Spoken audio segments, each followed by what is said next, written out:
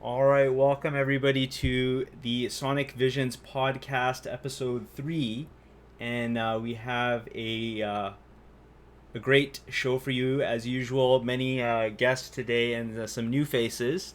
The two new faces today. One is Lilpossum. How's it going, Lilpossum? How's it hanging, man? Doing pretty good here. Nice. And then also listener. How are you doing? Hey, I'm doing pretty good. All right, awesome, awesome. And then, of course, we have our regular guests Lana, Ko, Zach, Nick, kind of the usual crew. So that's great. And I guess before we begin, we might as well just do like a brief introduction to the new kind of newcomers. Lil Possum, you want to tell us just briefly, kind of a little bit about yourself and what got you into hi-fi, that kind of thing? Yeah. I guess, man, got into hi-fi probably about somewhere around 10 to 12 years ago. I was in college and I picked up, I don't know, set of monitor 60 series twos and like one of those cheap LePi amps. Um, been doing like custom design work and stuff like that ever since. So I'm really big into DIY these days. All right, nice, awesome. And listener, what about you? I'll try to keep it short. My dad was a huge Steely Dan fan growing up. So he definitely considered himself an audiophile. Didn't really rub off on me until I was probably 15 or so. Um, Picked up a pair of Sennheiser HD 515s, then ATH M50, and then I landed on ER4P from Eddie and that was my first like, oh shit, this is something else headphone. Got from there to Focal Spirit Pro, which made me leave the hobby because I went through 4 pairs of them and all of them broke. They all had a headband defect. So I didn't come back until COVID, until like middle of 2020. Started accruing stuff, and yeah, been loving it. Love listening to music. Nice, that's awesome. All right, great. So our first topic is about DIY in hi-fi, the value of kind of do-it-yourself and custom gear.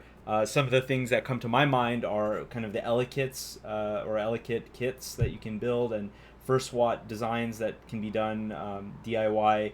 The value of DIY, the importance of DIY in the hobby, your experiences with DIY. I'm going to keep this episode kind of open and kind of free flowing. So I'm not going to call on anybody unless somebody's not really talking much. So, go ahead and just start. Anybody who wants to talk about this. Well, I'll be bashful. I've not done a lot of DIY. Haven't built anything. Really, don't have much experience at all. But I've recently had a subwoofer go out. Smoke was coming, and that was not pretty. So I took it apart, checked it out, and plugged it back in, and more smoke came. So the amp shot. I'm like, okay, well, I'm not going to buy another plate amp. So I have a spare little amp that I can wire into it. And so I'm going to use my old spare amp to drive the subwoofer with the RCA jacks that are on the plate amp. So I'll just bypass the whole plate amp except for those and plug it in, solder it up, plug it in and see what happens. Hopefully there won't be any more smoke. And did it work? Oh, you haven't done it yet. Oh no, I just picked up the flux and solder today, so I'll be working on it hopefully this weekend. Nice. Sounds like a Okay. good project. Yeah, so we'll see what happens. Hey, it's broke, so I can't break it, right? Right, Very right. nice. And Zach, what about you? What are your thoughts?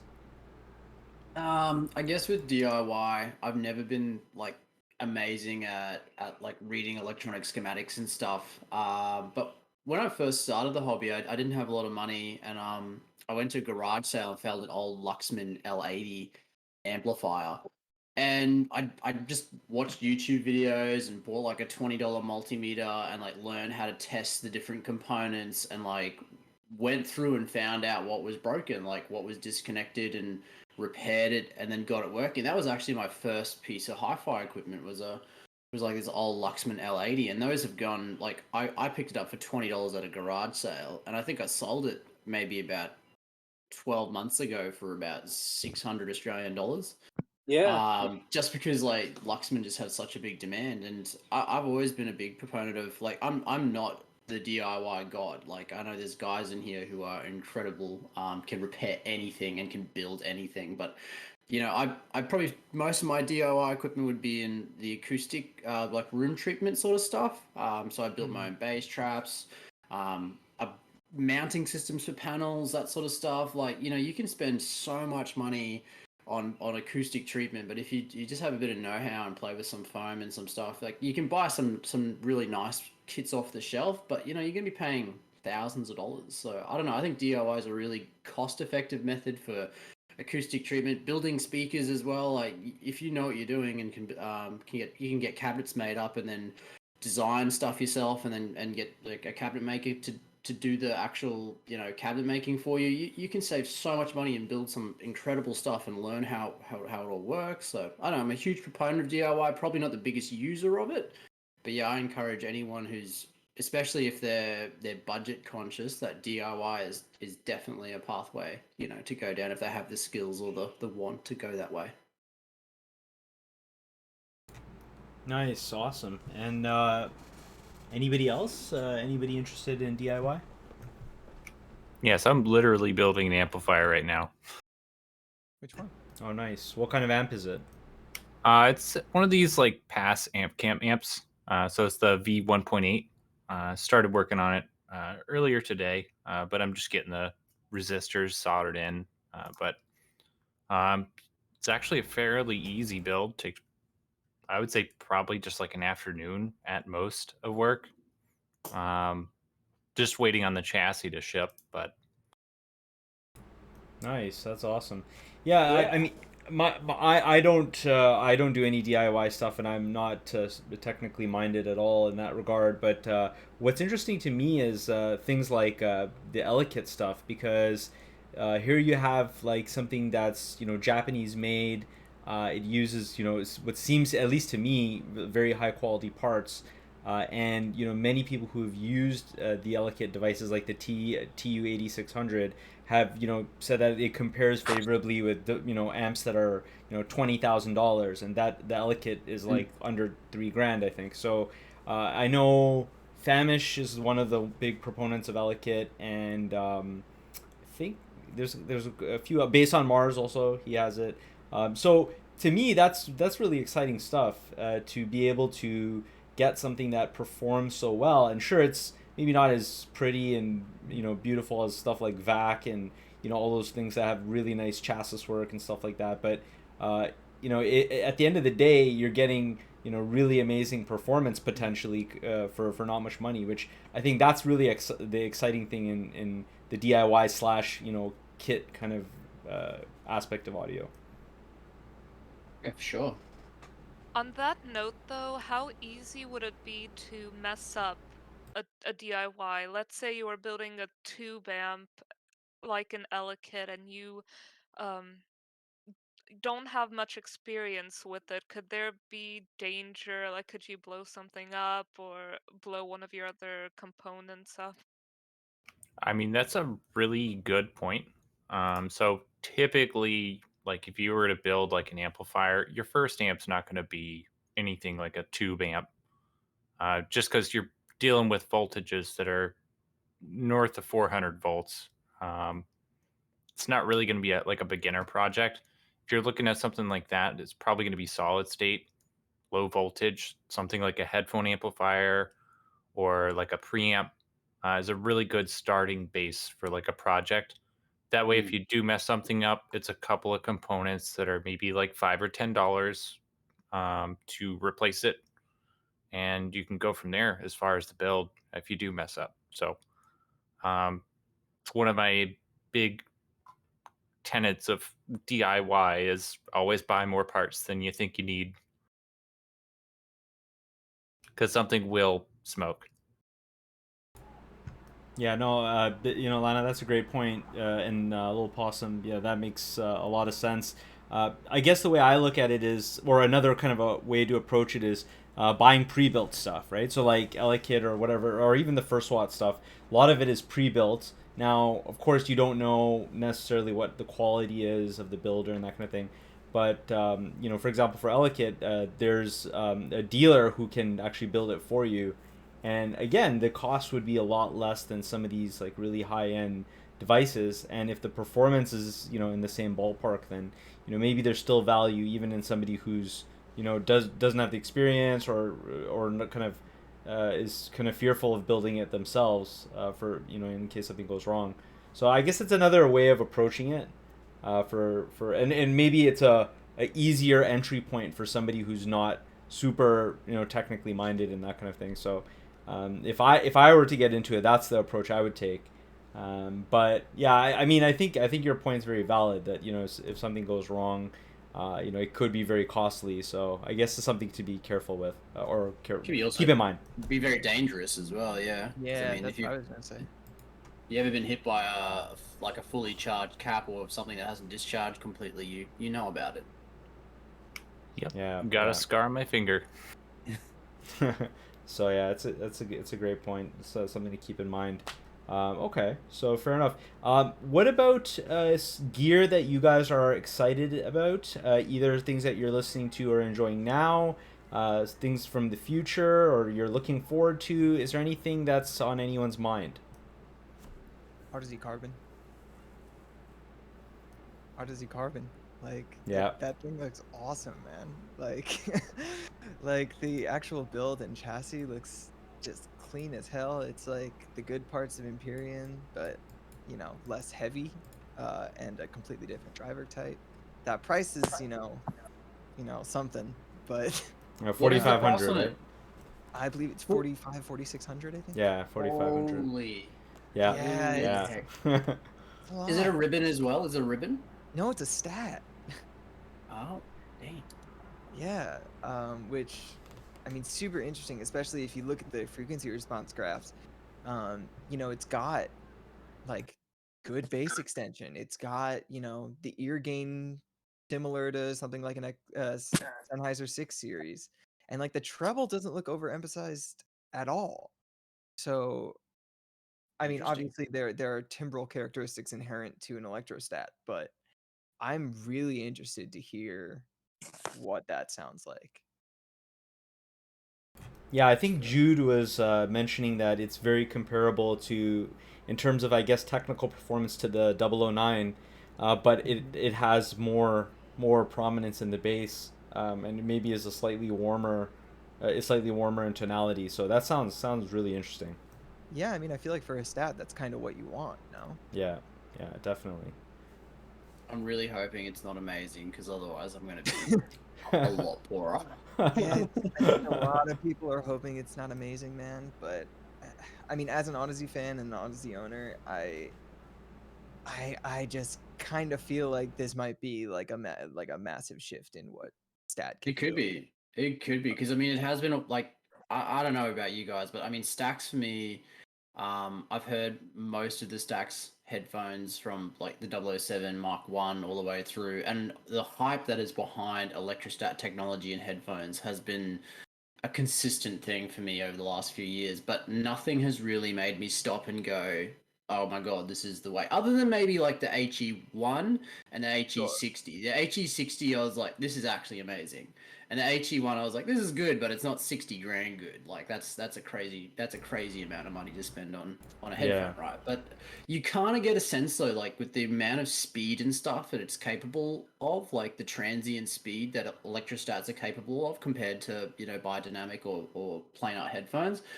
You feel like the technology has potential, but I just feel like no one's nailed it. So I can see why you're so excited about this tech if Audeze actually goes and pushes this thing to a new limit, especially with their house sound typically being about tone and timbre and having a little bit of body and stuff, whereas most stat headphones, none of them have that as a feature really. Most of them are kind of like a bit thin and plastic sounding, and that's kind of why I've never been a huge fan of Yeah, most electrostat headphones.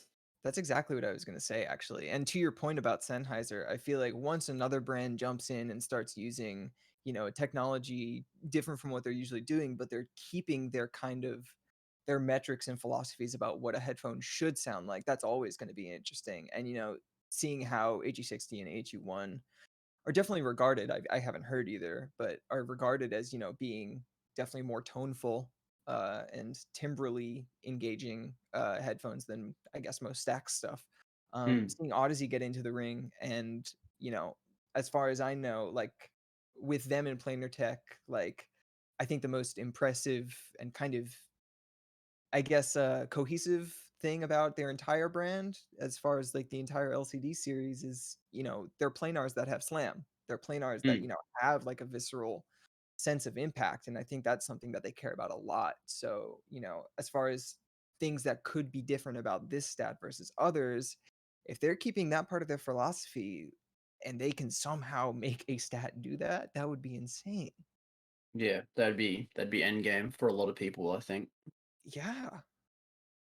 And it's coming from like the other problem with buying a lot of these Stax headphones is you're buying headphones that, were made 15, 20 years ago. Like if you're going to go buy a Sigma or something like that, some of these memed headphones, you got no warranty. This thing might just blow up. You gotta buy all specific gear to run it most of the time. So I think if someone can buy something that's like from a company like Audeze, which have built a good warranty system after their issues and whatever, but now you can't really fault them. You buy their stuff, it breaks, they fix it.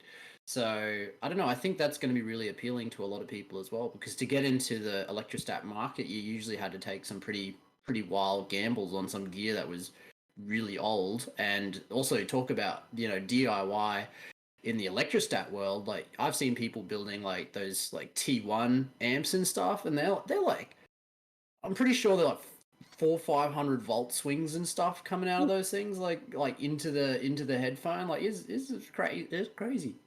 Oh yeah, they hit like 1200 volts peak to peak on like a stock Energizer. So Damn. Yeah. So you DIY with that. That's death. That is death. If well, it's like it's usually current limited, and it's like in micro amps. So it's like kind of like if you touched a doorknob. I mean, that's 10,000 volts hitting your hand. Yeah, but it's got so much so little Hello? force. Can you hear me? Yeah, Hey, Cole, what's up, Cole? can hear you. Okay, Yep. great. Sorry, I had a mic thing going on, and I was trying to talk, and I was like, "Is everyone just ignoring me? Did Samad just block everything?" No, we're just ignoring you. Don't worry about it. I was talking for like a solid 5 minutes, and I was like, "This is kind of rude." Oh, sorry, Co. That's all. You're feeling the love. Well, Cole, what were you saying? Can you go back to it? Yeah. I was actually, I was talking about the Hong Kong show and all of the different things that were there. Yeah, I'm really excited for the Empire Ears Evo, which is supposed to be the successor to the Legend X. That's supposed to be really nice. That uses a bone conduction. And then the other thing I'm looking forward to is the Mentor Fabled Sound, which is the complementary IEM to the Mason Fabled Sound.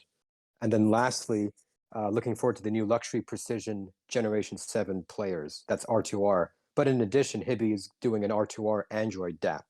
So for me, like these sort of things are really cool. Yeah, an R2R DAP. I've never heard of that. Oh yeah. So there's a company called Luxury Precision, and in traditional Chinese fashion, they suck with the software, but the hardware is really good. The hardware is fantastic. It's the best. Like I've been using it. Like I did a review a few weeks back, and it just sounds so good. I can't fault it. But I spoke with the CEO, the co-founder, I guess, Mr. Wan, about all the shortcomings of the current generation, and he said that he's re-engineered the software like from the ground up, and he was saying he said it's basically as good as Android. It's like so fast. It's like a consumer product. He's really proud of it. So it should be announced or released in January of next year, and he's trying to push into the Western market. So he should be signing a few more Western distributors soon. So that will be a lot of fun. Very cool. Yeah. Nice, awesome. And then the other stuff you mentioned was both IEMs. Sorry. The other two things you mentioned were both. Oh IEMs? yeah, IEMs. Yeah. So we have Empire Ears. Second one. Yeah. So Empire Ears has the Legend Evo, and if you guys heard of Legend X, that's like a nice bass IEM. and it's really fantastic. But but it's been a while. Everyone's been looking for the successor, and they finally came out with it, and it introduces a bone conduction driver. So it will be a bass heads IEM with bone conduction. So that's really exciting. And then the other one I mentioned was by Unique Melody called Mentor Fabled Sound, which is a complement to the Mason Fabled Sound. So ideally, he's going for a engaging, wider sound stage, more emphasis on the mids and more bass in comparison to the Mason. Got it. Sounds. And then of course I got Elysian X coming. So the guy has missed a deadline already. Mr. Lee has missed his deadline, but I mean it should be shipping by Friday, which is tomorrow. And that Critical and Precog did not Precog. Critical and Hawaii Bad Boy did a review on the X, and that's supposed to be one of the best in the world, allegedly. So I'm really excited for that. Unfortunately, there's been a lot of delays because of COVID and shipping and logistics, and Malaysia's government has sort of have lockdowns and whatever. So that's an IEM I'm really excited for. Cool. Yeah. It seems like the high-end IEM market is more active and moving faster and has more developments than the high-end headphone market. Yeah, I mean, I think high-end headphones are due for like a massive generation refresh. I think Audeze CRBN is an indication of a lot of new things. Like I know Susfar too should be making an appearance. I mean, I'm surprised it hasn't been announced at the Hong Kong show. Like I figured it'd be announced there, but it should be announced by the fall of this year. I mean, because I know that he's using the same driver technology in the HER10P for Susfar too, and I know he really wants to focus on efficiency, and his goal is to make the Susfar 2 to sound like the Susfar today, but you don't need a massive, 20-watt amplifier. So it's going to be like the HE1000 V2 Yeah. or is that what you're saying? Like whether he's going for that again? So not really a new flagship, but more of a less a more sensitive flagship. He's going for a more sensitive Susfar, from what I've found. Yeah. Okay. Do you know the price or how similar it allegedly is supposed to sound to Susfara? Well, I don't have a lot of info on the price. I suspect it will be more than the Susfar, just based on the HER10P pricing. And based on the sound, it will likely be very similar to the Susfar. But I think because I asked him, like I sent an email to him and I said, are you deviating from your house tuning? And he said, we've taken a look at the feedback of Susfar, particularly how it sounds when it's not amped properly. So I think it may, like when people get their hands on it, people may say, oh, it's been bass boosted, but I don't think it is. I think because not a lot of people have heard Susfar on the optimal amplifier, because when you have, then it doesn't sound, with a sharp treble, it doesn't sound, too sharp or anything. It sounds really well balanced. So I think it's going to be a bit more natural, I suppose. Yeah, I guess it's just whatever length they go to actually make it more, I guess, current sensitive. Yeah, and I think on the headphone front too, I'm curious to see. I don't know if it's technically feasible, but I'd like to see an LCD5 with this carbon nanotube. Maybe I'm talking out of my ass, but it would be interesting to see that. Well, I mean, the carbon nanotubes they're using for a stat, I don't really know if or how they would be able to translate that to a planar diaphragm, especially one as thin. Well, I guess the carbon nanotubes are like probably thinner than the LCD4 diaphragm, so who knows? But there needs to be like some sort of, I guess. Like and then you got Meze. Flexibility that might be different. Yeah, exactly. And then you got Meze with Empyrean Elite. Yeah. There you go. Yeah. So I think headphones are gonna have their day soon. Yeah, I'm just waiting for Sennheiser. Yeah, we all are. Yeah. Oh wait, never mind. HD8XX, guys. Oh yay! I mean, that someone was saying on the SBAC forum about the 8XX, because I don't know if you guys know, but the 8XX has just had a revision. So the first one that they released, and then everyone was kind of like, it's actually just brighter and it was just worse basically. It wasn't even an improvement. And then they've apparently gone back to Marv and got a ton of feedback and revised it and been like, oh look, we basically made HC800 OG with an SDR with like some slightly nicer tuning. and brought it back on the market, which is like they're just rehashing the same thing. But people have been excited about it because they're hoping that if Sennheiser's willing to talk about the HD800 again with mass drop, that maybe they'll, put something back into production in the near future. But I don't know about that. I mean, how do we feel about the HD8XX tuning though, as far as what we know about it from graphs? Like, it did not look good to me. I don't know. I'm not a big proponent of like let's judge something by the graphs. Like I don't know. I think I'd want to hear it before making a comment. And if Marv is saying, I looked at Marv or Purin, whatever you want to call him, his comparisons, and I mean he was sort of saying like if you like the SDR, and you don't want to buy an old HD800, a second hand and then SDR it yourself. This is basically buying that off the shelf. So for me, that's pretty promising if he's saying that. But yeah, the measurements aren't the same. You're right. So it'd be interesting what the longer term impressions start to come out with.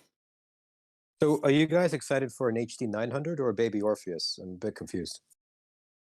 Just a 900 probably for me. Yeah, okay. yeah, Gotcha. same. I mean, Just a new flagship, like slightly more, I don't know, maybe luxurious, slightly like just an improvement, something that's playing against the Audeze and hi-fi man market. But I don't want like an HE1 watered down because I don't know that I just don't want it to be stat. I want them to stick with dynamics because I think that's what they're good at, and then just bring out something that's a hybrid between the 6XX and the 8XX tuning, just with 15 years worth of hopefully driver improvement that they've been working on quietly.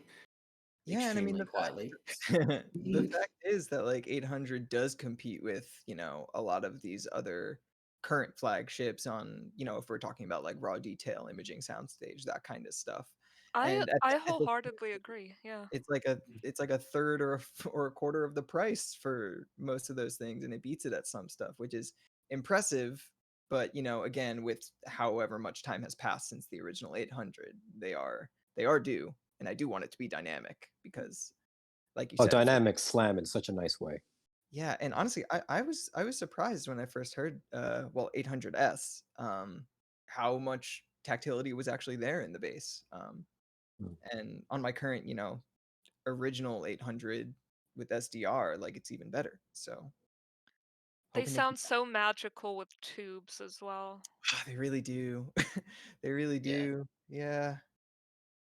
They really do impart that whatever system you have in front of it, like HD800 will ruthlessly render that. So you end up going on this massive gear journey when you buy something like the HD800. And I don't know, I never had that experience with my planars. I was kind of like, oh, try it with this amplifier, then I try it with like a completely different topology, and I'm just like, it's basically the same. Like it's so hard to hear the nuances like with something like an LCD 3 or 4. I really couldn't justify building like a single-ended triode amplifier or something. But with like HD800s and even I'll cop some flack for this, but yeah, even with the HD650s, I found that the source gear and amplifier were just so much more critical in my system. Even when I had the Abyss for a while, like that thing is not that source sensitive. Like as much as they talk about having this and this gear, I really don't think you need to go completely balls to the wall with like buying some boutique or amazing amplifier because it doesn't render all of it, in my opinion. So I don't know. I think Sennheiser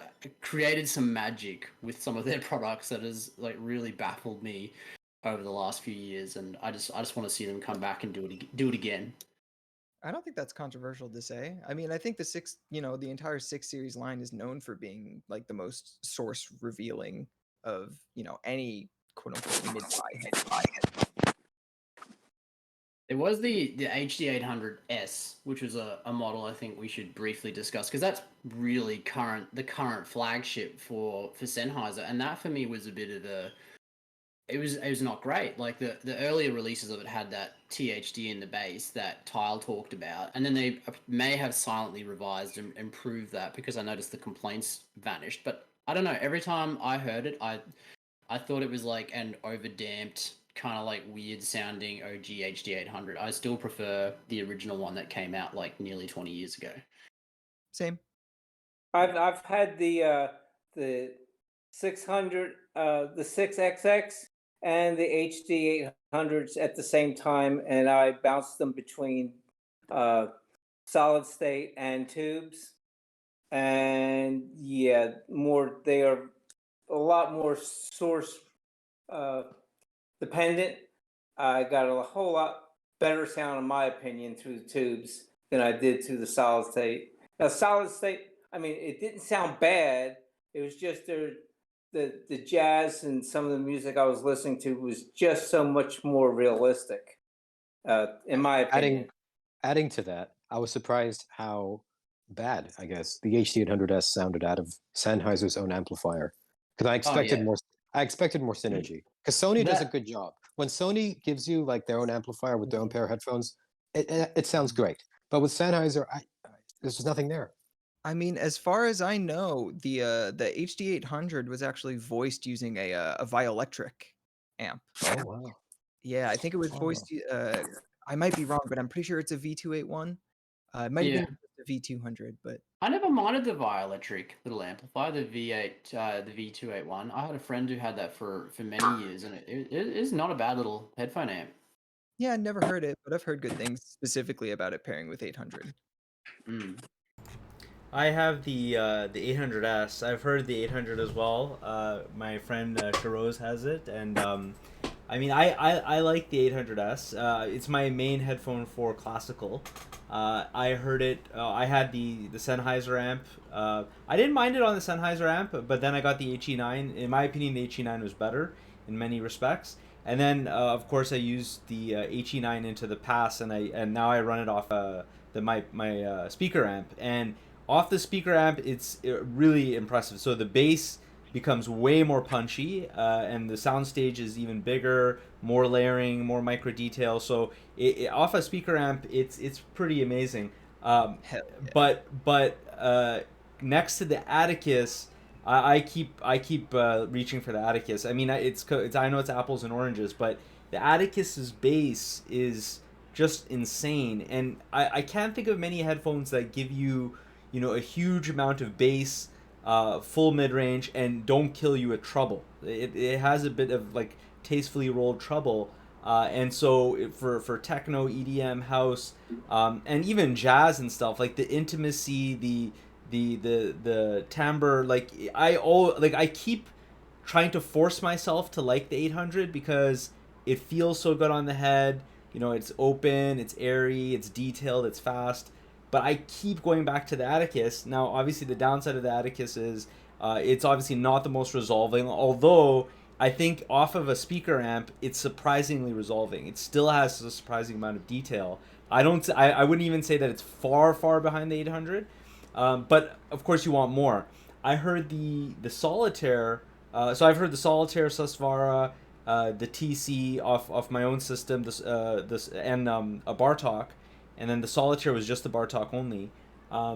In my for my money, the TC is the most impressive headphone I've ever heard, in terms of its resolution, its bass extension, its imaging, spaciousness, and then the Solitaire is actually surprisingly amazing too. And I put them a fair kind of, I put them in a tier of one or two tiers above the 800 in almost every respect in terms of what I've heard. Did you hear the HD800 SDR? Like, have you ever heard the SDR modded No, HD800? no, I have not heard the SDR. No.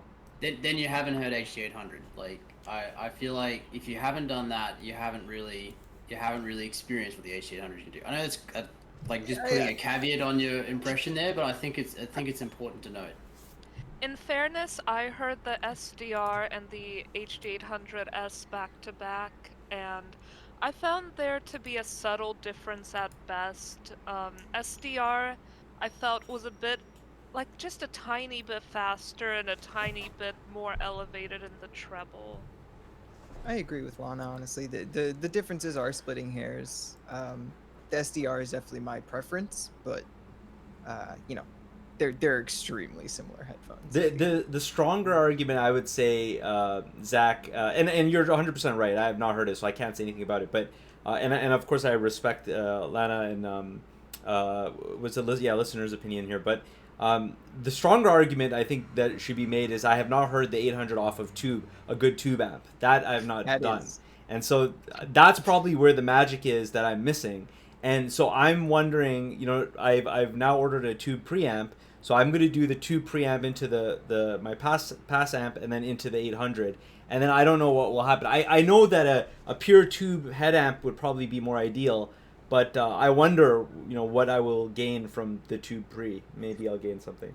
May I Smod, got a comment? question. Oh, no, you go first. Go ahead. No, no, you. Okay. Smod, what did you find? Have you heard the VC, Verite Closed? No, I have not. Oh, okay. Only the never O mind. tour. I had the O tour, and now and I have Atticus. That's it. Okay, gotcha. What were you gonna say, Lana? Okay, I was going to say that. So I am this huge classical music nerd. I feel I talk about it way too much because everyone makes fun of me for it. But for the longest time, like I have a great solid state amplifier in my Bracasti. I had lots of solid state amplifiers before. Nothing too crazy, but it was all decent stuff. And I kept just shuffling through my wall of headphones, and I would be like, nothing sounds that great with classical music. And I thought I needed another headphone. I thought I needed something. And I couldn't place my finger on it. I just kept thinking if I get some other headphone, it will fill that void. It'll make classical music sound the way I want it to. And then I took all my headphones to a Head-Fi meet and I stuck my friend Jeff brought an LTA Z10E, and I stuck my Sennheiser HD800s on it, and I Good. just this sounds cliche, but I just wanted to cry. Like, yeah, I wanted to cry when I stuck Abyss TC on it as well, but even the HD800s, like I put on classical, I put on all these genres that I felt had this void on solid state with the HD800s, and it just I don't want to say it fixed anything because it didn't. It just changed its characteristic to such a degree that it was almost, and I feel like I've said this before, where I've said that having a tube amp and having a solid state amp sort of doubles your headphone collection because sticking your Mm, headphone on solid Yeah. state and then sticking it on tubes is like having twice the headphones that you have. And that's why I ended up selling my Empyrean, my Stellia.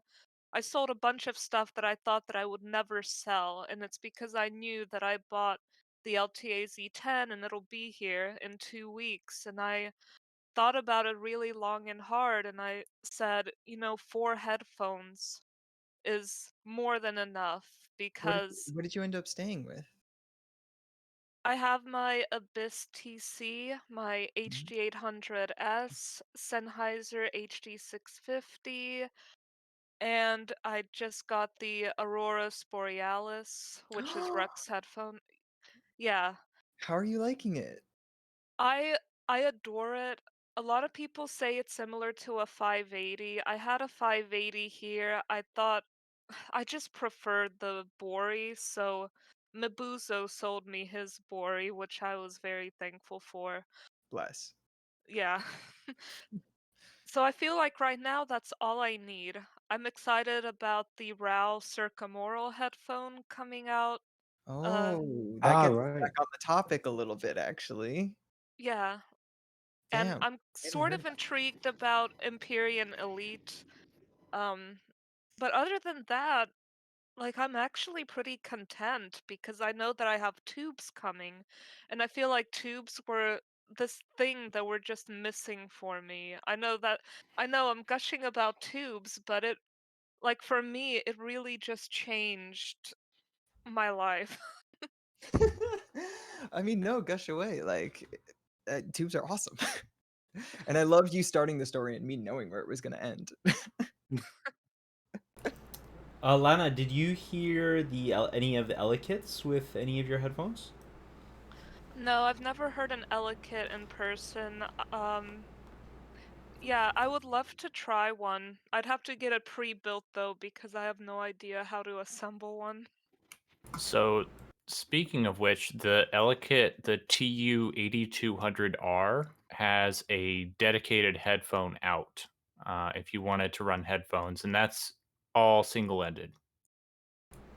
Yeah, the thing I was thinking about was the 8600 and just using my speaker tap cable and powering everything off that, because then I would get the full tube experience and I wouldn't have to use start up a huge power amp. And I'm guessing, I know tubes can get hot, but I don't think they'll get as hot as my power amp. So maybe it would be a little bit better in that regard. But it's something that really intrigues me because of all the praise and the idea behind getting back into the DIY thing about a really high value. But I've heard amazing things about LTA. I have a friend who's like an ultimate like tweaker, tweaking like every single thing about his chain, and he has a lot of respect for David Burning and his designs. So I hear nothing but great things about LTA. So I think Lana, you probably made an awesome choice. And yeah, and then going back to the Circumaural Raal, I'm really really excited about that. A lot of people do love the SR1A, especially for music that's not as bass heavy. They think it's as good as any headphone out there. I know there's a lot of people on HeadFi that are the ones that own TC also own the Raal, and they kind of go back and forth. I know my friend Shiroz, he told me, so he has the Raal, he has the TC, he has Sasvara, he had like everything. He had Utopia at one point, HE 1000 SE. He's been through kind of most of the top of the line stuff. He has HD 800, and right now he said that he basically listens to the TC and the SR1A almost exclusively. That dominates his time.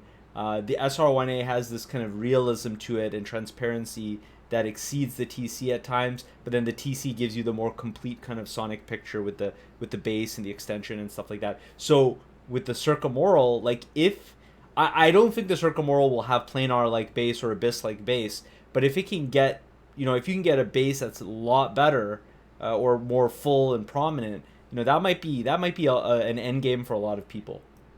I mean, like speaking about your friend who's going between the SR1A and the TC, I feel like why the Raal Circumaural is interesting is because one thing that I did try the SR1A, and one thing that it did interestingly was actually timbre, and I feel like that's something that planers usually have trouble doing. Right. When you use the word realism, I feel like there are, I guess, kind of two types. If anything, there's like the detail, like just raw detail level of realism, and then there's like timbral realism. Yeah. And I think the Raal Circumaural could definitely be more towards the latter, which is very interesting. And the other thing. Oh, sorry, Cole. Go ahead. Oh yeah, it just when you're talking about the Circumaural, it just made me kept thinking about the LCDR and what's going to happen with that product when the Circumaural comes out. Will they reintroduce it? Will it be in a different form factor? And how will Circumaural compete with that? They just need to not because the pair that amplifier with for the Circumaural, I think Smod, you posted a picture of it, and that thing looked amazing, but I think it was $6,000. And the LCDR kit, LCDR package, I believe was $2,500. So I'm just curious to see what that is going to look like. Circumaural ribbon. Well, the thing is that the Raal can be you can, so it will come with a converter box. So I talked to David, right? I did an interview with him recently. It's on the site, and he mentioned that the converter box will come with the headphone, I believe, at the $2,900 price point, but I'm not 100% sure on that, but I think that's what he said. So with a converter box, you don't need to buy their amp. You could use any kind of power amp or whatever kind of amp you want. The other interesting thing I'm thinking about is the tube pre idea. So like tube pre into a power amp and then into the Raal. I wonder what that would do and what that would sound like.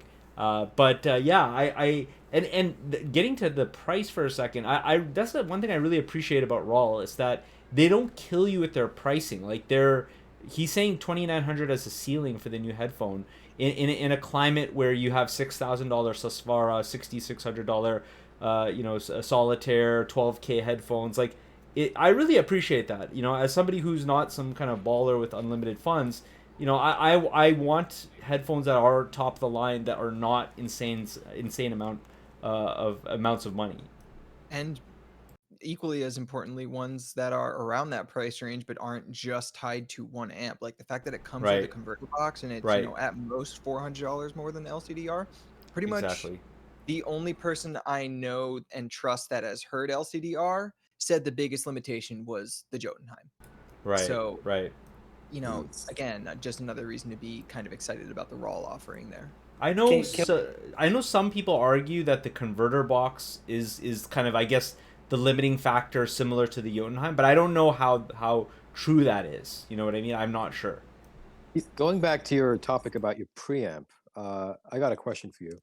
How does tube rolling affect the sound when you tube roll a pre versus when you tube roll a tube amplifier? I think if anything, Nick probably knows more about that than I do. I wouldn't know. Nick, any thought on that? Yeah, and I was going to bring that up, and I'm glad you did instead. Yeah, it makes a very large difference. I've found I had some gold lines in my Mac Pre, and talk about analytical, either through speakers or headphones. It was just, I might as well just gone full digital. It really sounded that digital to me. I finally found a set of Mullards, and yeah, you talk about sweet. All of a sudden, the tops rolled, the jazz, the note on the horns was being carried a little farther and deeper. So that was the point I was going to make, that no matter what headphones or speakers you're listening to, with tubes, if you don't have the tubes the way you like it, you're not going to be happy. And tube rolling can get to be stupid. You can end up with 100 tubes. So there's a couple people out there that are pretty good, knowledgeable. Uh, Exchange is one of them. There's a couple others, and you can do some research, but find someone that's familiar with the gear and the tubes themselves. But I've gone through a couple different in my pre, and it made a huge difference. Now on my amps, my amps are for my speakers. I just couldn't run that kind of power through a set of headphones. Is that me? Oh, I'm sorry. Yeah. So all my headphone stuff is through my Mac or through my Brooklyn, which is a straight digital solid state, and that's 6 watts through that.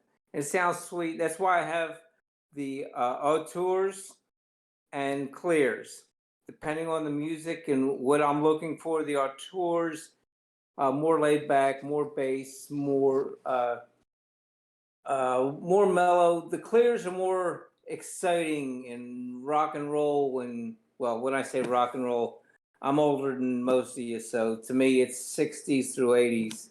I don't know what it is to y'all, but if I want something exciting and still have the full sound, I'll go with the clears.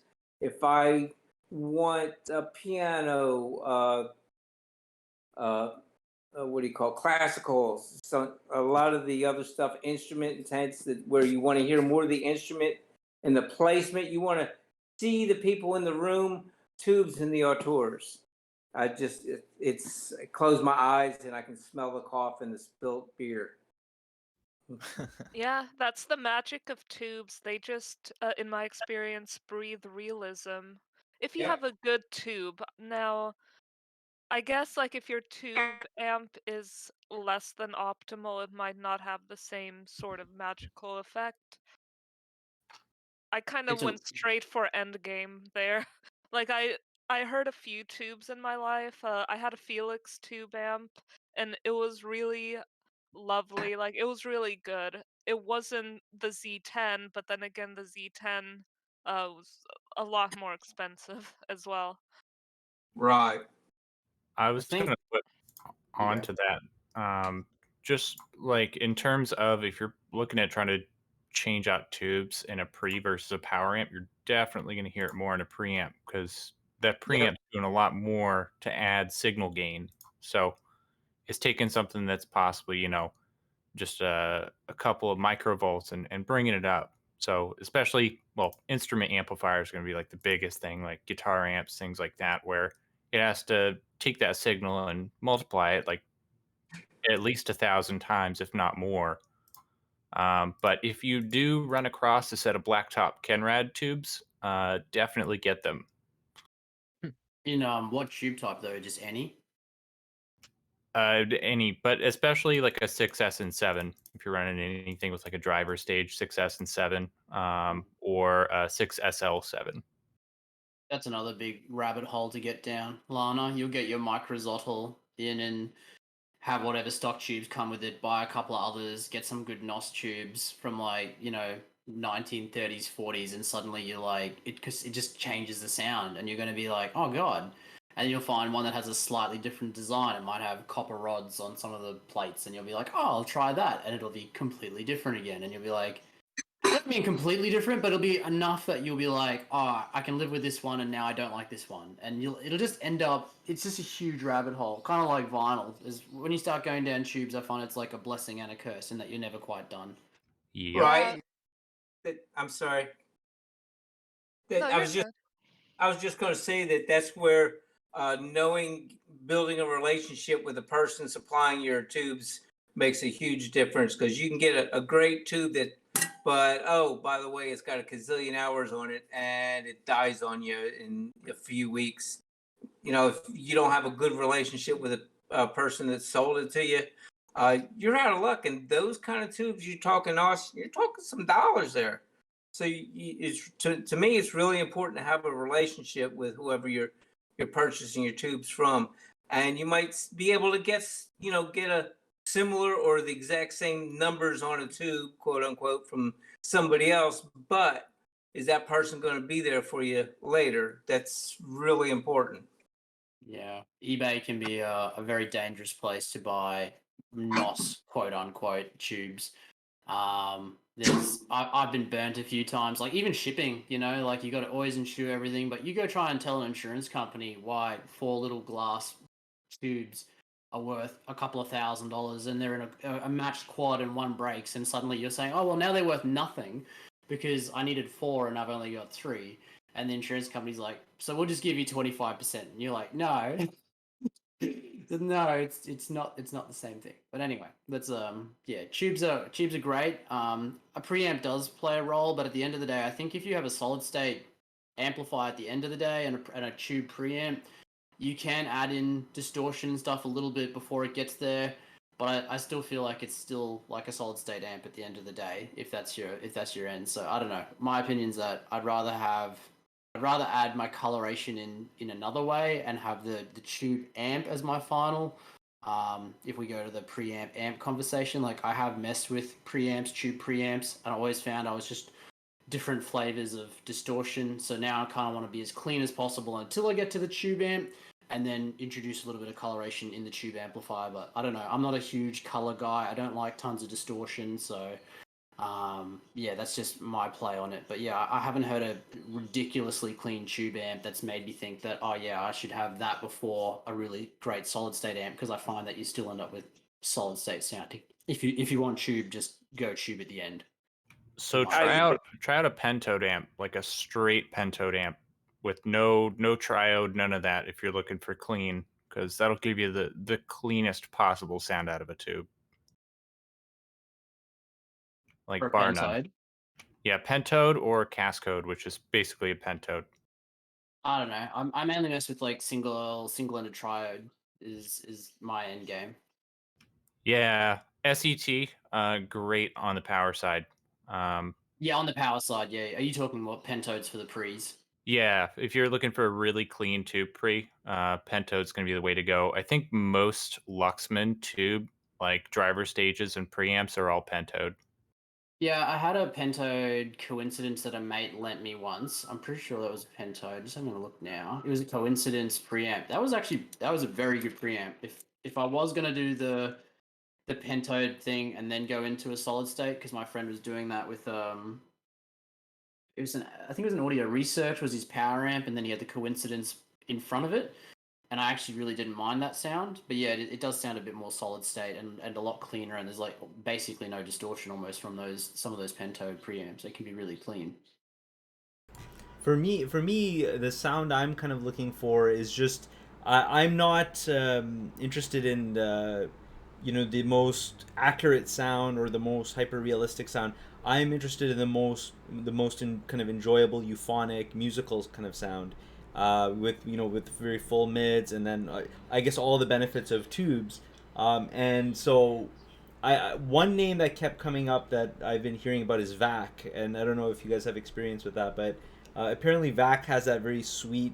I shouldn't say it has that very sweet.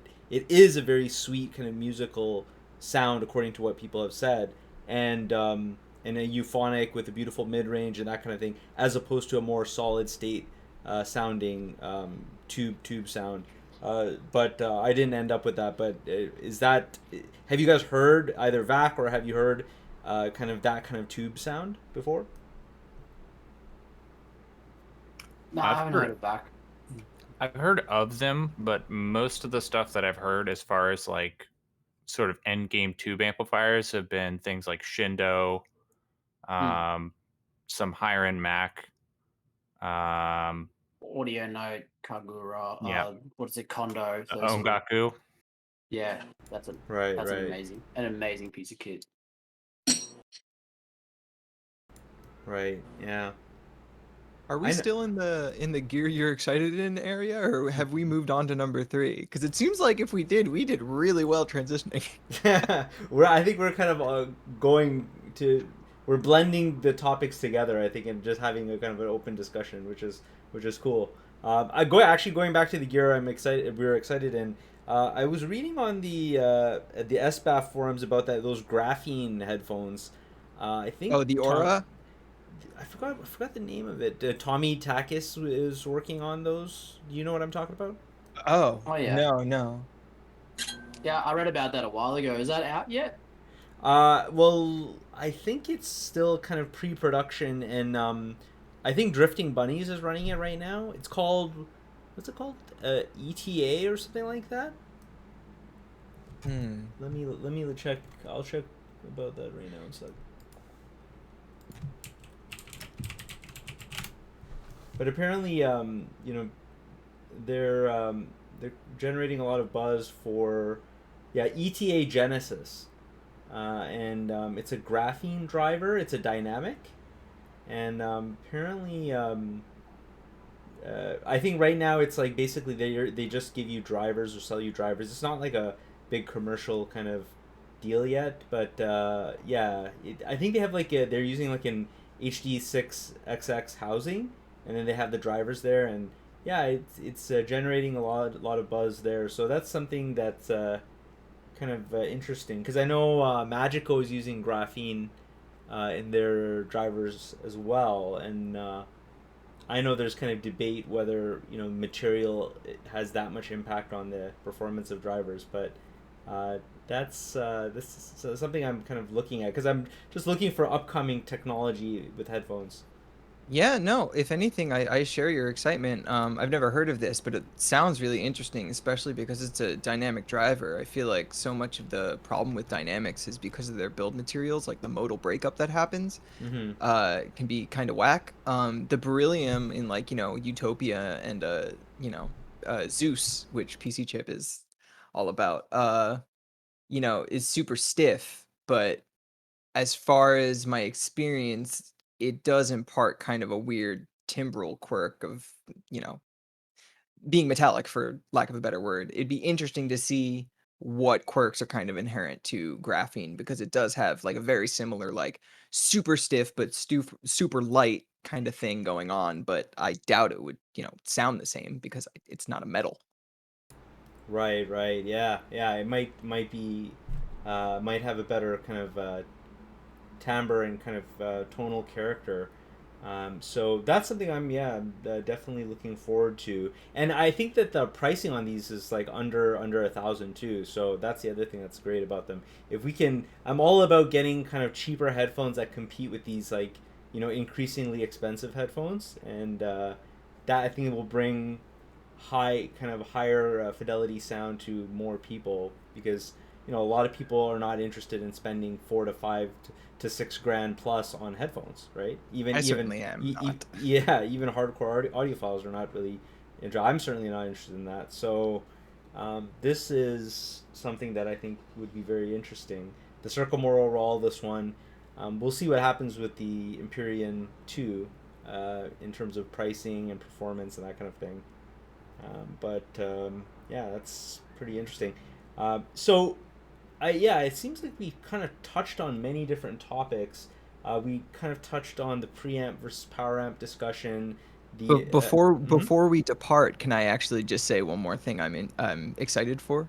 Yeah, of course. Yeah, it's not a new product, but and I'm mostly saying it so y'all can tell me what your thoughts are on it if you've tried it. I'm getting a 580 in next week, and I'm excited. As a fan of the Sennheiser 6 series, HD 580, and all of the crazy memes and the talk about it over the last year or so. Well, and longer, but I've only been back in the hobby for about a year. Yeah, it's got me hype, and I need to have my wings clipped a little bit. So if anyone has anything bad to say about the 580, please do so. I have some things. Please. So I owned an HD 600 for 10 years, and then I got a 650, and for me the 580 seemed a bit closer to the 600 in the sense that at times I found it to be a bit bright. Now for you, this might be a very non-issue. I mean, I prefer the 650 to the 600. Right, so yeah, I found that it was just a bit brighter for me than 650, the 580 I mean, and that for me kind of made me write it off. But then again, I'm weird. Like I might find something bright that other people don't. I mean, I have an abyss, and a lot of people say an abyss is bright, and I don't find it bright. So there's no guarantee that you would be hearing what I was hearing. Yeah, or that we would even be hearing the same type of 580. Pretty much, yeah. Yeah. Okay, I was just curious. Thanks for entertaining that. And No I had a problem. quick 10-second blurb. Yaxi Pads just released some pads for the ESP 950.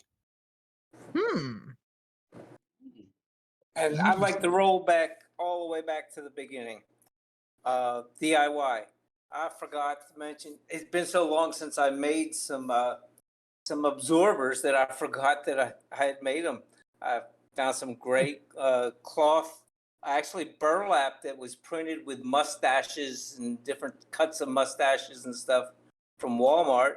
And I had to actually special order some Roxel for the interior, and just put together some 1x4s and packed in was 8 or 10 inches of Roxel, and they work great. Put them in the Roxo room. Life. Yep. Yeah, for sure, Roxo Life.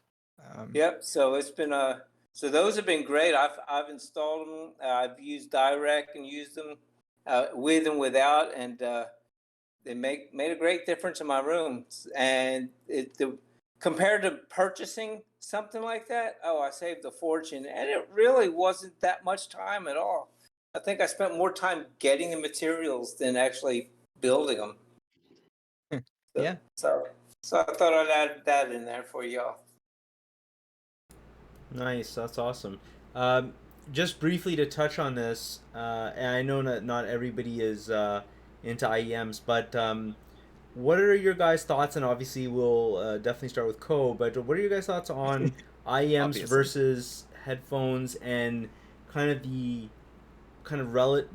performance differences? Obviously, it's apples and oranges, but I guess my question is, can IEMs, or top of the line IEMs, I should say, perform at a level that's similar to top of the line headphones, or are they kind of victims of their own design in terms of, or have kind of limitations based on their design, and they can't really necessarily compete in terms of things like sound stage and things like that, or head stage? Well, I still maintain my position that the Mason Fable sound exceeds the performance of my Susvara for the genres that I listen it with. Particularly, What are your genres? Oh, sorry. What? Sorry. What are your genres? But I think you were just about to say it. Sorry. Oh yeah, my genres are acoustics, classical. When I say classical, I don't mean orchestra. I mean like solos, duets, vocals. Will be solos, duets, or that sort of thing, or jazz ensembles. And again, that would be duets, trios, and quartets. That sort of smaller, thing, not too complex. And what Mason Fable Sound does with its bone conduction is that it allows me to feel that speaker-like physicality, that sort of just I can feel the vibrations of the instrument like I'm holding it. And no other headphone I've ever used does that. And I think that's a limitation of the headphone itself because it doesn't have bone conduction. And I have compared Fable Sound to my speakers, and I have tried to figure out how much of the physicality that it can bring. And it does bring some, but at the end of the day, speaker is always, well, I will say trounce headphones and everything else, just, physics, really. So apart from that IEM and apart from bone conduction, I would say that headphones do take the cake because they just give you that immersion, they give you that sound stage. It's just lovely. But I think IEMs now with this novel technology and how they're implementing it, more importantly, because bone conduction has been around for a while, but Unique Melody has implemented it really just goddamn fantastic. And Empire Ears allegedly is doing a really good job with the Evo. So I think IEMs are now going to be giving headphones a run for its money. And I think that principle of IEMs are inferior to headphones, I think that may be changing pretty soon. Just to go back to one other topic, again going back to preamp versus power amp, I came across one thread on AudioGone where someone was discussing preamps versus power amps. He apparently got a bunch of his buddies together and he kind of compared different. He kind of mixed and matched different chains, and he used a very expensive well-regarded preamp with a very kind of more budget power amp. I know price doesn't correlate to performance, but just indulge me for a second here. A very expensive preamp with a more budget power amp, and then he flipped it and paired a kind of more budget preamp with a very expensive, well-regarded power amp. And the finding was that the chain that had the very well-regarded and pricey preamp was actually regarded as producing the better sound compared to the other chain. So that was interesting because I had always thought that generally the power amp would have a bigger impact on the sound and be kind of where you want to put more of your money if you're kind of selecting something that you think is better and more costly. But do you guys have any experiences in that regard in terms of the importance of a preamp versus a power amp in an audio chain? Was it Possum or Executor who brought up guitar amps? 'Twas me. Yeah, I mean, when you say that S-Mod, that's definitely what I think of. And it almost kind of reminds me of the argument between amps and DACs. I actually know some people who unironically think the DAC is more important. And, their explanation is the thing closest to the source could potentially play the biggest, role. And definitely with preamp tubes versus power amp tubes in a guitar amp, that's been my experience. Yeah, so how much amplification are you doing is really the thing that would affect it. So how many times are you multiplying the voltage? Are you bringing up just 1 or 2 times, 10 times, 100 times? That tube's putting in more work to up that voltage. Right. I believe the preamp is going to give you the quality of music more so than the power amp. I don't think the power amp's going to color it. If it's a good power amp, I'm not talking about piece of trash, but a good power amp is just going to, what comes in goes out, and that's it, in my opinion and in my experience. Preamp, it depends on what the maker wants it to do, and if it's a tube, well then it's whatever tube you slap in there to what you prefer. You can change that, but if we're talking solid state power amp, what comes in goes out. That's just my opinion.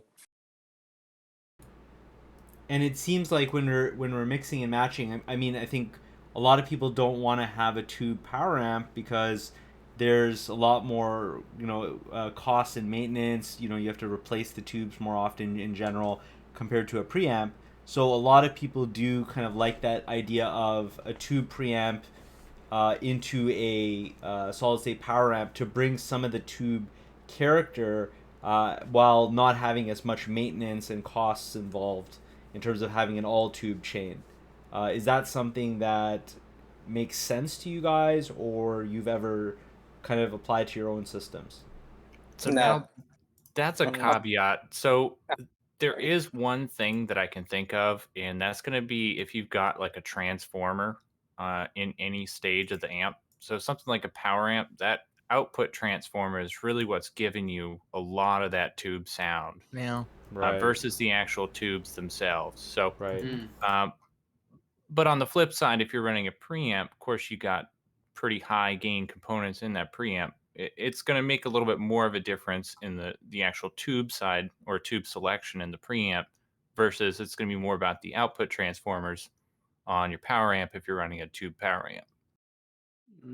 Most of the circles I've been traveling in, most people have been trying to go away from active preamps almost completely, with like a lot of people going towards active AVCs or passive pre's, or basically anything that's going to impart as little of itself upon the amplifier and the chain. So I don't know. I think there's different schools of thoughts and different places people are in. I'm in a weird position now with big active speakers.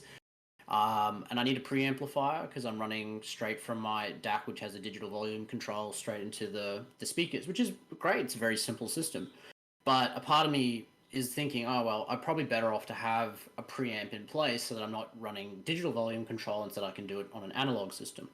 And then I'm wondering, there are so many great tube preamps out there, but I could look at passive preamps. There's some amazing passive preamps out there at the moment that are with volume controls. There's the AVCs, autoformer sort of options that are going to be way cleaner, but again, quite expensive to buy. So I don't know. There's a bunch of different schools of thought there as to impart sound, not impart sound. I don't know. And the circles I travel in at the moment seem to be leaning towards not having active preamps in the system if you can help it. I have Well, a question. what? Go ahead, Go Lennon. ahead.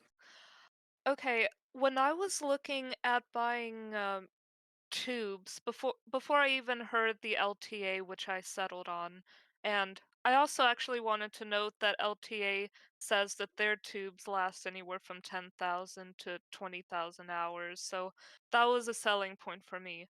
But anyway, when I was looking at buying tubes, and if I brought up two preamps, there would be one camp of people that were saying, no, don't ever do that because you will be introducing another link in your chain. And it was never really explained beyond that. But then there would be this other group of people that would say, oh, it doesn't matter, go ahead and introduce another link in your chain, whatever. And it seems that these two differing opinions, neither of them really clarified like the downsides of introducing something in your chain, like another link. More Um, distortion is the simple answer. You just have more distortion if you add in another link. but would that be good or bad depending on the Depends on person? exactly. That's I've seen people running tube amps into big tube preamps, sorry, into crazy tube amplifiers just to try and add more distortion on head-fi. And I think people are just trying to fix problems in their drivers half the time by just basically mudding things up. That's my opinion. When I feel that people are kind of trying to over dampen and over color things to try and fix some other problem in their chain, and that's not what I'm about. I'm a driver first person, and then I think I try to tune from there. But I don't know. I just think that I've you've got seen to a sort of lot draw of the line somewhere. I've seen a lot of people actually use tube amps with tube DACs, and I've always wondered how that combination would be. I've never heard a tube DAC, but um, some people love it. Some people just want tubes on top of tubes on top of tubes. What do you want from your music is what it comes down to. Are you Exactly. trying to fix something? Are you trying to add something? Do you want to hear what the artist created, or do you want to hear what the engineer created? Do you want to create your own sound? It just depends what pleases on your ear, and then when you find what pleases your ear, you want more of it or less of it. And unfortunately, a lot of it is you have to experience it, and that can get expensive unless you know a lot of people in the hobby. And even then, you can't listen to it in your room unless you borrow it. So it So gets Unless you find a good dealer. right. so this reminds me of one gentleman I came across on What's Best Forum, and he's a guy with a very costly system. He has a YG Sonia XV with the Boulder 3060 amp, and he's probably the only guy that has those components that I've And come I've heard that across. system. I've heard that system. I know someone with the exact system in Australia. The Oh, YG with the Boulder 3060. I've heard that. does he the XV, right? The full for the 4 tower XV? Yep. Yeah, he sold that recently. He didn't sell it. He put that in his second system and got the Martin. He got the Martin Supremes. They're like a $500,000 set Right. of speakers. Right. Jesus. Does he post on What's Best for him? I don't know. I'll show you his system at the moment. I haven't Okay. visited him in a while. Okay. Wait, but you've heard it? I've heard the YG with Martin 3060. Yeah, XV. The Boulder. Yeah. I've heard the Boulder 3060. His system's pretty nutty.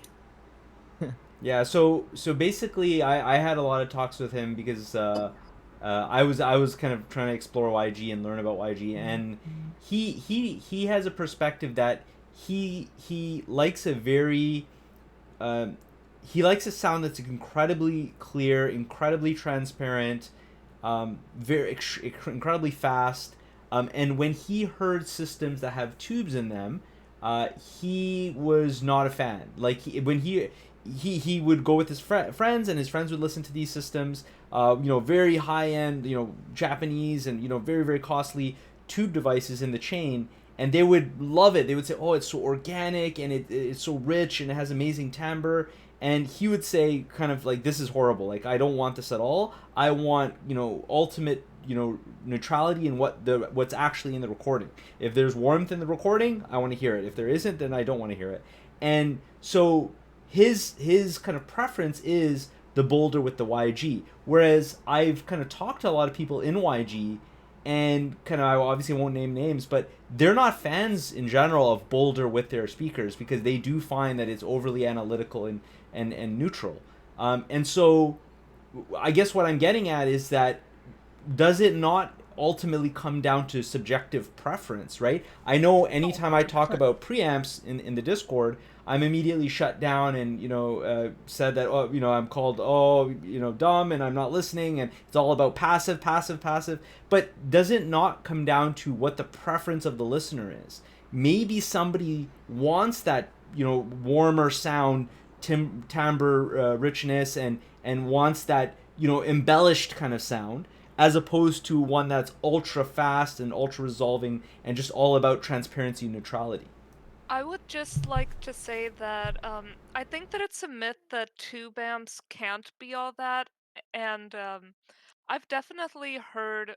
Well, the Z10 that I bought, it is notorious for having like a solid state type of sound. It is all tubes though. It it has amazing timbre, solid state detail. The only thing I can say is it has like a touch of euphonic warmth, and of course it has this once you hear a tube amp, you will know that it provides this level of staging. Like, I got my spouse to listen to my Felix tube amp, and they were like, well, it kind of sounds like there are speakers on 4 walls of my headphones, which sounds Sick. strange. That's Yeah, cool.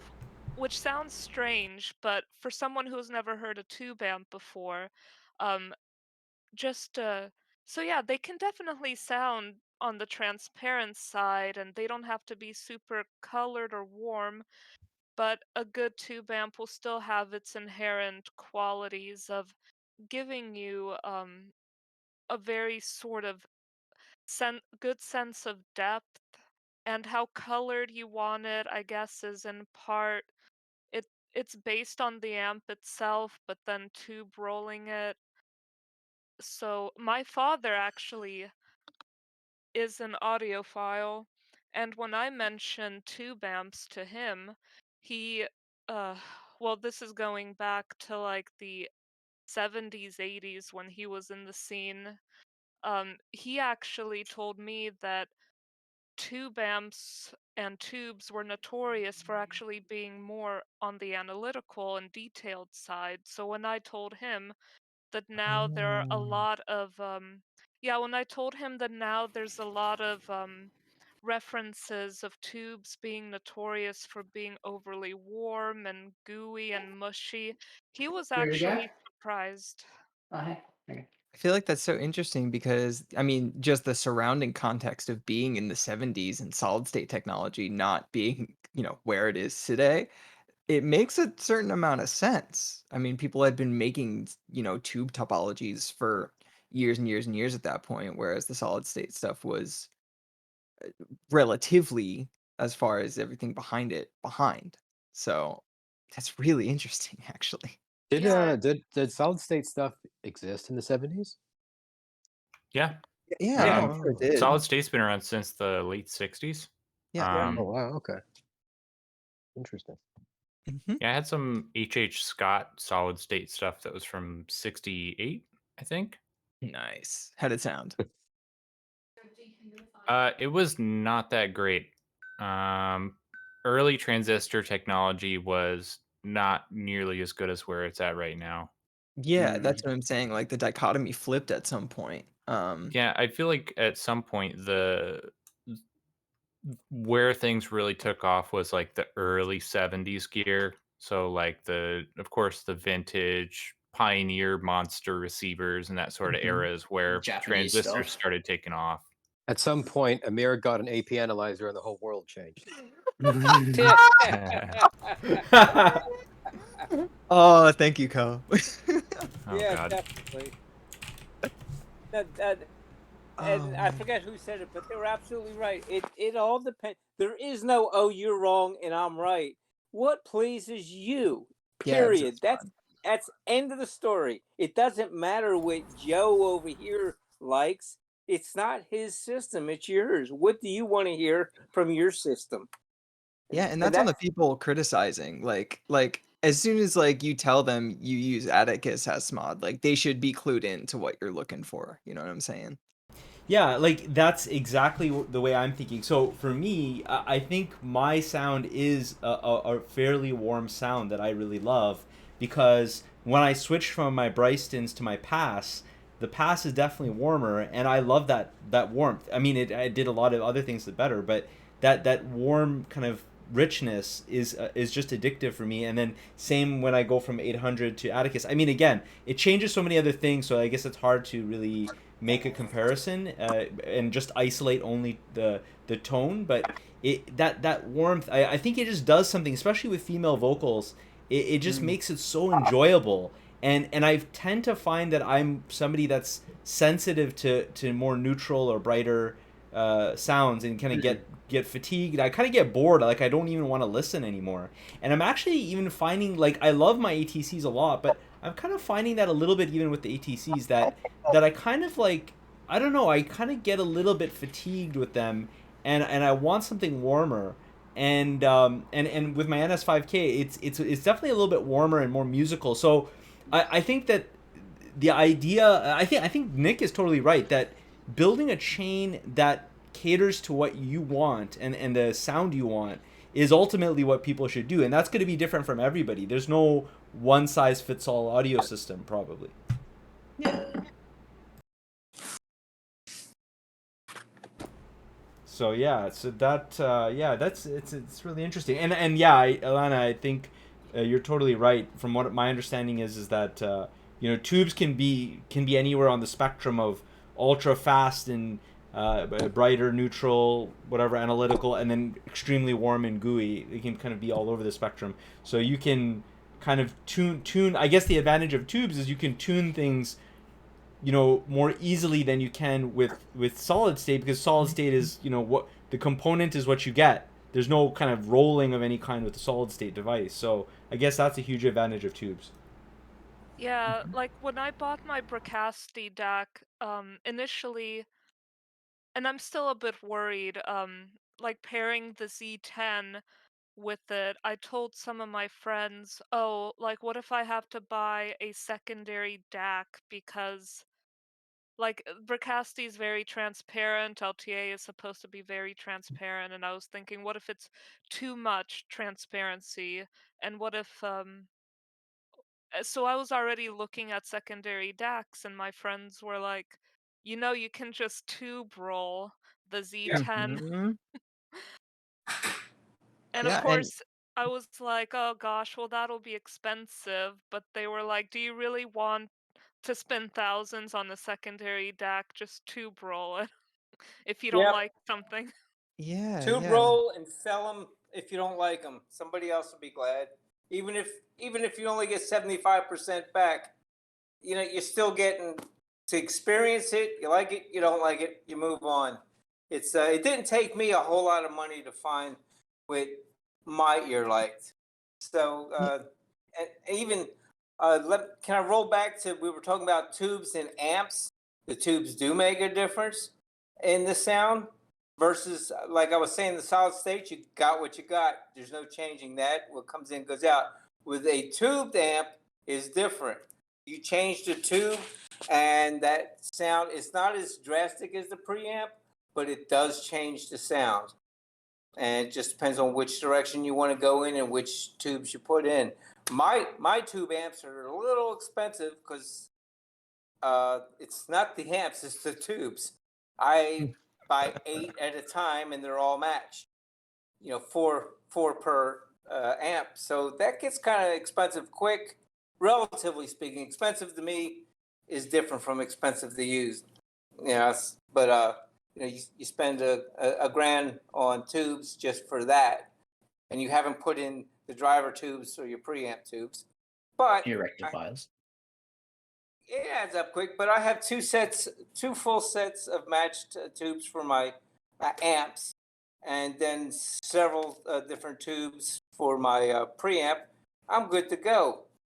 So it's just, if one burns out and dies, I just pull out the whole set and put the old set back, the other set in, and go hunting for another tube.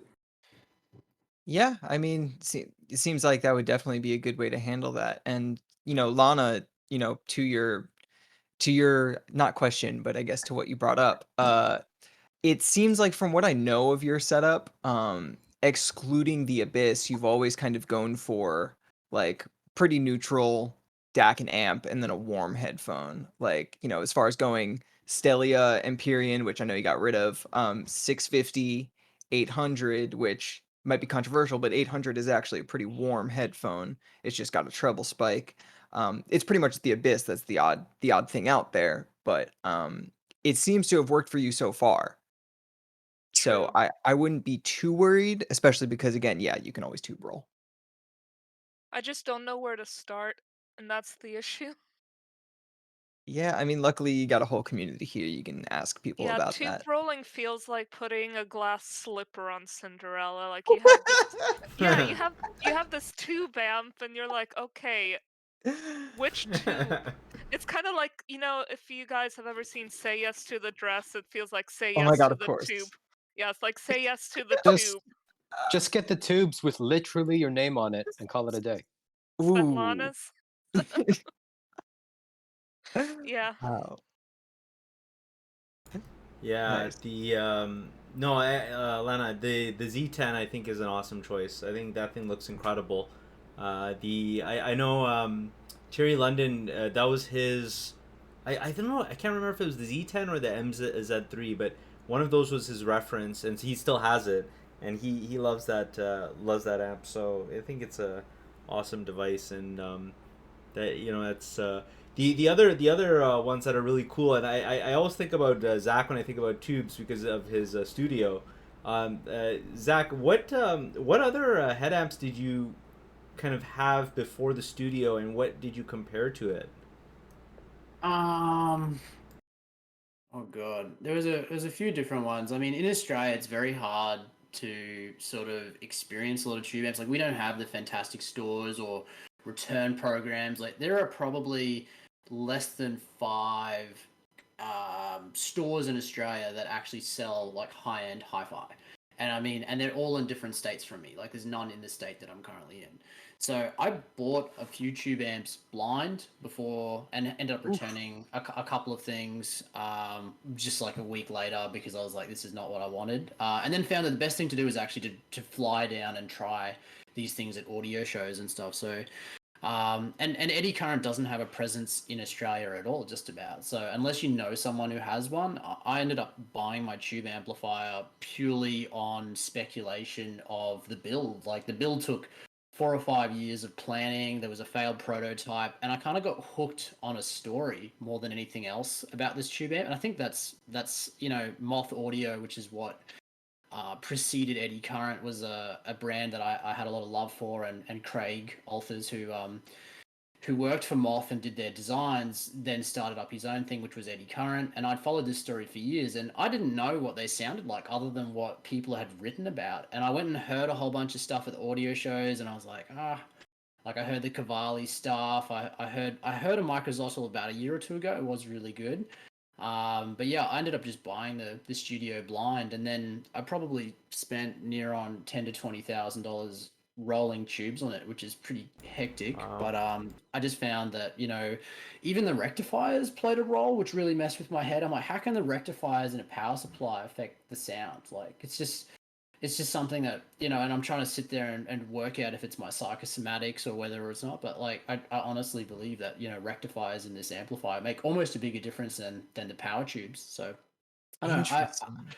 I know that it boggles my mind too, and I can't really explain it. But yeah, the rectifiers play a huge role in the sound on the studio, so that's something that's a bit interesting.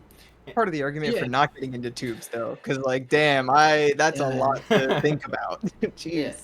So yeah, and even the power tubes, like the 2A3 is a fairly standard tube, but there's in the NOS, like in the NOS stock, I ended up buying some like 1920s Italian made fiber tubes, like absolutely gorgeous tubes. These things should be in museums. Like, they shouldn't be used. Like, it's like when they broke, like when they stopped working, I like sent them to a museum in Italy so that they could be like, here's an example of like an early 1900s tube. So I don't know. That's awesome. When Like, good on you, honestly. you're using museum like museum things in something that's like, it's destroying them as well. Like, when you're running them, it's literally taking time from them. And I mean, some of these things, like Nick was saying, like, you need to have a good relationship. Often you can't. When you're buying something as esoteric and weird as like a 1920s valve, and someone saying, oh yeah, I found this in my grandpa's attic, you're never gonna know. And like, tube testing is a weird thing. Like, you can get a tube that's on its last legs, that's testing okay for a blink, and then put it in your amp, and it might run for a week or two fine, and then just die on you, and there goes $1,000. So I don't know. Tubes for me were a huge rabbit hole. I kind of like just committed to this amp, and everything else I've heard hasn't really given me anywhere near the amount of enjoyment as I got out of the studio. And the crazy thing about the amp that I have is that it's really a speaker amplifier. It's kind of like a headphone amp secondary. So even though I've never managed to marry it with a really good pair of speakers, because it's about 10 watts into 8 ohms, so that limits you. And I tried a lot of high efficiency speakers. My dream was always to have like a really good horn or something to match with the tube amp. But yeah, I also tried tube preamps into solid state amps, and that's why I kind of have this negative feeling about it, because I used to run like a Sonic Frontiers preamp into like solid state amplifiers, and I just never liked. I tried another preamp as well, not a Pentode, the Coincidence. I just never liked adding my coloration in at that point. Like, and I was trying to fix a problem with the driver, like, and I was like basically adding in tube DACs, tube preamps, all to fix a problem with the driver. And so I ended up just giving up on that driver, which was actually the Abyss in the end. I ended up just giving up on it because I just felt like the lower mid suck out was just too real for me. Like it was just like the rendering of detail in the lower mids just wasn't sufficient, especially coming from the HD800. I just felt like the Abyss was missing something. I heard the TC and the newer revisions. It's a great headphone for a lot of genres, but yeah, for me it wasn't the direction I wanted to go. Anyway, that was a big me thing. I don't know why I got on that rant, but asked me about the tube amp and I couldn't stop. Sorry. No, but that was cool because I did want to. I mean, the studio is obviously a very legendary device, and it's hard to get. It's a rare thing to see. So I did want you to talk about that at some point. So I appreciate that. So that's cool. I guess we had a good talk. We covered a lot of things. We've definitely covered the topics that we kind of sought out to cover. Any final words or final thoughts before we go? Just want to give. You go. Oh, thank you. Nick, go. And that's why I've never gone for the NOS, because it can get expensive real quick, and you can get a lot of good sound out of new production. Is still, it's good enough for me, and it's not going to, like he said, the one tube died, and it's like, oh, I lost a family member. Yeah. That's if the whole set goes out. I got $400 into tubes on one amp, so that's not as bad. But we'll have to have this topic next week, Nick, where we talk about the difference between NOS and new stock tubes, and what was happening during the war and why transistors were being manufactured at that scale, because I think that's an interesting conversation as well. Yeah, great. Sounds great. I would actually love to listen to that. Yeah. Well, let's make that our first topic for the next show then. I'd like to say thanks to everybody. Yeah, shouts out to Stompy, Humble, and Georgie, my lads. We out here. All right. Okay, so that's gonna do it for this episode. Thanks everybody for listening, and we'll see you on the next episode. Thanks everyone. Catch up. Bye. Yeah, have a good one, guys.